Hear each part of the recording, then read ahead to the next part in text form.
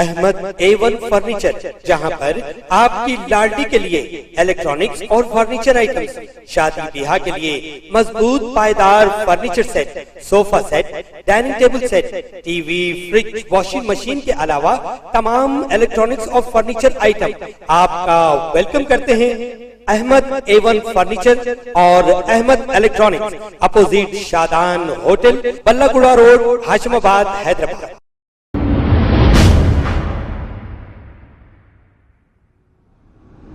السلام علیکم ناظرین، میں ہوں محمد عبدالحکیم۔ 7H نیوز میں آپ کا استقبال ہے۔ درگاہ سید شاہ نور اللہ حسینی چشتی بند نوازی رحمۃ اللہ علیہ کے 428واں سالانہ عرس شریف کے موقع پر چار مینار کے دامن میں واقع چھلے مبارک محبوب سبحانی سے سندل جلوس کی شکل میں نکالا گیا، جو مٹی کے شیر کی درگاہ کو پہنچا ہے، جہاں سندل پیش کیا گیا اور چادر گل پیش کی گئی۔ اس موقع پر جانشین اجمیر شریف مولانا سید غیاث الدین چشتی کے علاوہ دیگر صاحبان موجود تھے۔ سجادہ نشین سیف اللہ حسینی نے تمام تر تفصیلات بتائی۔ آئیے دیکھتے ہیں 7H نیوز کی یہ رپورٹ اور جانتے ہیں مزید تفصیلات انہی کی زبانی۔ چینل کو لائک کریں، شیئر کریں اور سبسکرائب کرنا نہ بھولیں۔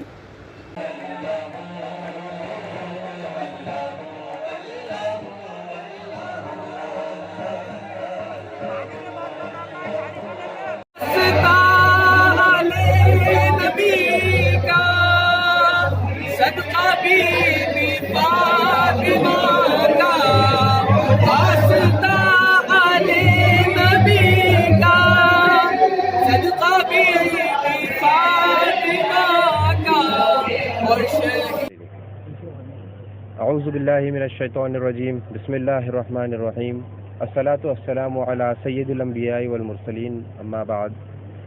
میں سید سیف اللہ حسینی چشتی بندہ نوازی، سجادہ نشین بارگاہ حضرت نبی رہ بندہ نواز خواجہ گیسو دراز حضرت سید شاہ نور اللہ حسینی چشتی بندہ نوازی واقع گلزار ہاؤس مٹی کا شیر، آپ سب کی خدمت میں سلام عرض کرتا ہوں۔ السلام علیکم ورحمۃ اللہ وبرکاتہ۔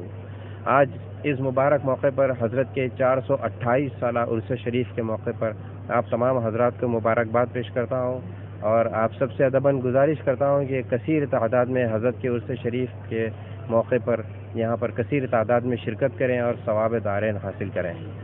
حضرت کی تقریبات کا عرس جلوس سندل کی شکل میں چار مینار کے دامن چھلہ محبوب سبحانی سے اس کا آغاز ہوتا ہے اور بارگاہ شریف مٹی کے شیر پر اختتام پر پہنچتا ہے۔ وہاں پر رسومات سندل مالی ادا کی جاتی ہیں۔ اس کے بعد اعظم فنکشن ہال مغل پورہ پہ قصیدہ برد شریف و محفل سماع اور طعام کا انتظام برائے خاص و عام کیا جاتا ہے، جس میں کئی مشائخین کا خصوصی شرکت کی جاتی ہے۔ کئی علماء اور مشائخین اور کئی اعزان، کئی اسکالرز کی بھی شرکت ہوتی ہے۔ آپ تمام حضرات سے کثیر تعداد میں اس مبارک محفل میں شرکت کی گزارش کی جاتی ہے۔